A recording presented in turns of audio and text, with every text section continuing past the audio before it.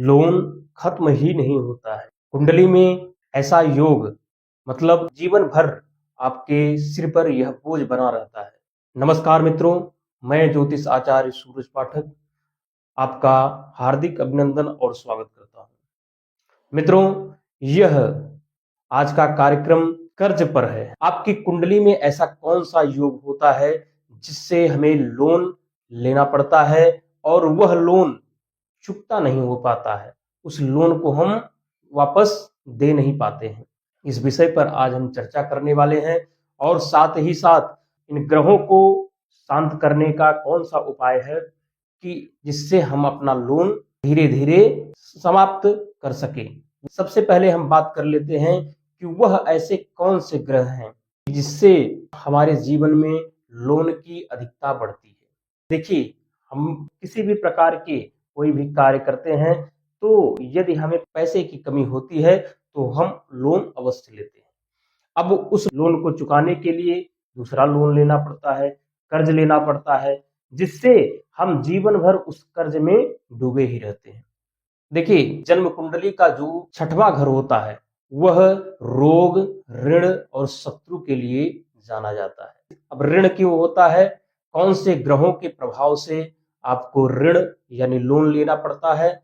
Loan की प्रक्रिया होती है वह विशेषतः आपकी जन्म कुंडली के छठवें घर में, जो छठवां भाव होता है उसमें यदि शनि हो, राहु हो या फिर छठवें घर का जो मालिक है वह आपके द्वादश भाव में बैठा हो या फिर उससे संबंध बना हो या फिर छठवें घर का जो स्वामी है वह कहीं नीच ग्रह के साथ बैठा हो, तो ऐसी स्थितियां उत्पन्न हो जाती हैं।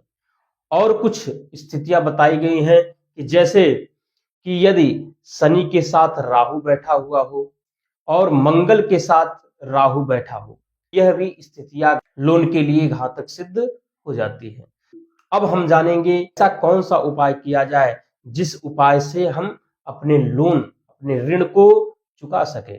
सर्वप्रथम आपको शमी वृक्ष, आपके आसपास कहीं शमी का वृक्ष हो तो उस वृक्ष के नीचे शनिवार के दिन सरसों के तेल का दीपक नियमित रूप से जलाएं और साथ ही साथ ओम शं शनिश्चराय नमः इस मंत्र का 21 बार पाठ भी करें।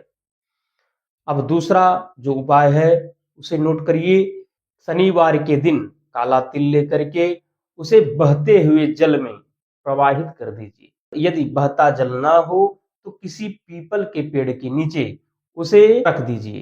तीसरा सबसे महत्वपूर्ण उपाय क्या करना है? जिस व्यक्ति के ऊपर ऋण चढ़ा हुआ हो, कर्ज चढ़ा हुआ हो, उसे एक प्लेन कागज लेना चाहिए और एक कलम लेकर के अमावस्या की रात्रि को बैठ करके और अपने ऋण के लिए कि मेरे ऊपर इतना कर्ज चढ़ा हुआ है उसके विषय में लिख करके सभी जितने भी आपके दुख हो उसमें लिख करके उसमें यह भी लिखें कि मैं फला व्यक्ति, मेरे ऊपर इतना कर्ज चढ़ा हुआ है, मैं अपने सारे ऋणों को, सारे कर्जों को ईश्वर को समर्पित करता हूं। इस प्रकार लिख करके उस कागज को किसी बहते हुए जल में प्रवाहित कर दें या फिर उसे पीपल के पेड़ के नीचे गड्ढा खोद करके उसमें दबा दें। यदि ऐसा न हो पाए तो कहीं जा करके अग्नि में उसे जला दें। ऐसा करने मात्र से आपके जीवन में जो भी ग्रहों के दुष्प्रभाव से लोन चुकाने में असुविधा हो रही है वह धीरे धीरे समाप्त होती चली जाएगी और आपका जीवन सुखमय हो जाएगा। आपको यह कार्यक्रम कैसा लगा? लाइक कीजिए, शेयर कीजिए। मिलते हैं अगले वीडियो में, तब तक के लिए नमस्कार।